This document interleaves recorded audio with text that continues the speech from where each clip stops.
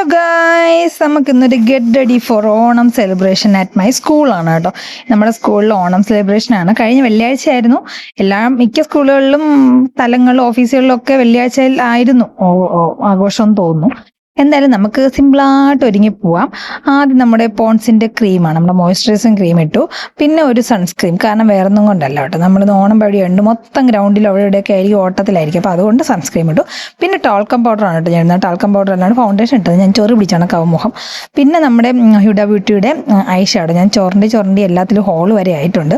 അപ്പോൾ അതിൽ നിന്നൊരു ഷെയ്ഡ് എടുത്തിട്ട് അത് കണ്ണിൻ്റെ മേലും ചെറുതായിട്ടൊന്ന് തൂത്ത് കൊടുത്തു. പിന്നെ നമുക്ക് ഐലൈനറാണ് കേട്ടോ, സിമ്പിളായിട്ട് ഐലൈനർ വരച്ചു.